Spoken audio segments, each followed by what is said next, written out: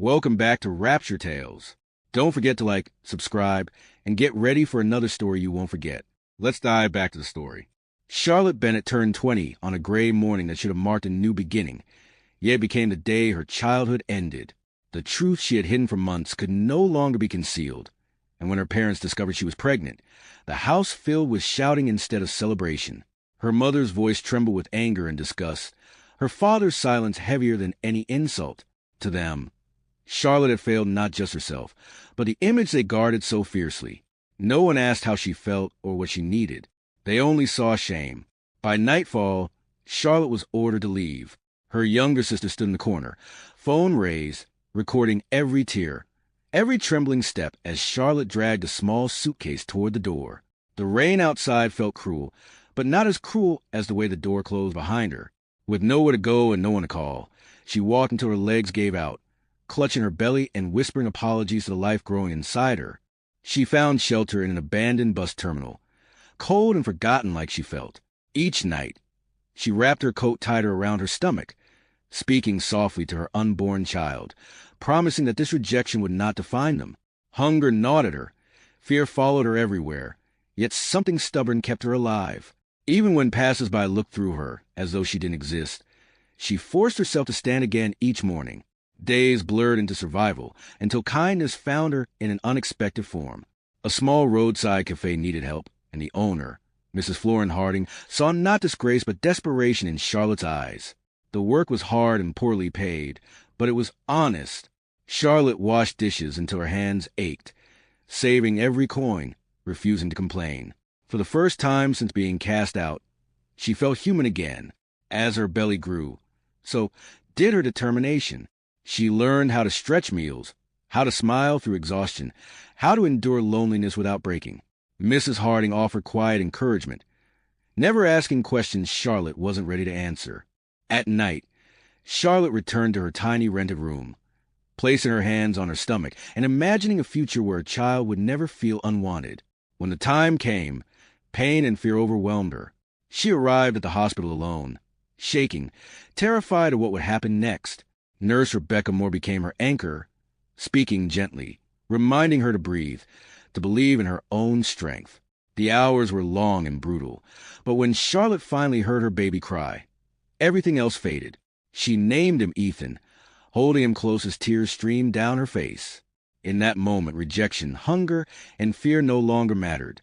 She had survived. She had created life. Ethan's tiny fingers curled around hers, and Charlotte knew she would endure anything for him. Leaving the hospital, she felt change, not healed, but stronger. Life didn't come easy overnight. Charlotte returned to work, balancing exhaustion with motherhood. She carried Ethan on her back to the market, learning to sell small goods to earn extra money. Each day was a lesson in patience and resilience. Some nights she cried silently, afraid she was failing, but Ethan's smile always pulled her back. Years passed, and Charlotte slowly built stability. Her business grew modestly, her confidence quietly. Yet pain resurfaced one evening when she saw a video online, her sister's lavish engagement party.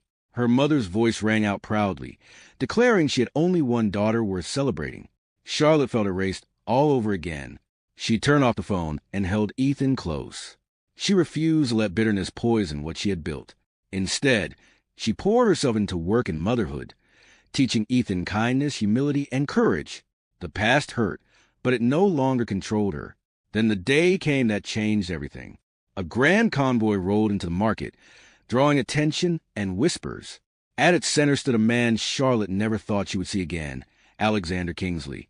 The man who had loved her, promised her a future, and then vanished. Alexander looked shattered when he saw her life, her struggles, and the son who mirrored his own face. He explained everything, how his father had forced him abroad, cut off contact, and buried the truth. Regret haunted his every word. Charlotte listened, guarded but calm. Meeting Ethan broke Alexander completely. He knelt, overwhelmed by the weight of years lost. Charlotte didn't cry or shout. She had learned strength in silence. What mattered was not apologies, but actions. Alexander stayed. He protected them, provided security, without trying to control Charlotte's independence. Slowly, trust rebuilt. He witnessed her resilience and realized she had become powerful without him. Respect replaced guilt. When Alexander suggested returning to her parents' home, Charlotte agreed, but not to beg. She walked in with confidence, her son beside her, her past behind her. The same walls that once rejected her now trembled under the truth. Her parents stood speechless as they saw who she had become. Her mother broke down, regret spilling too late. Her father could not meet her eyes. Charlotte spoke calmly, forgiving them without excusing them. She left with dignity intact.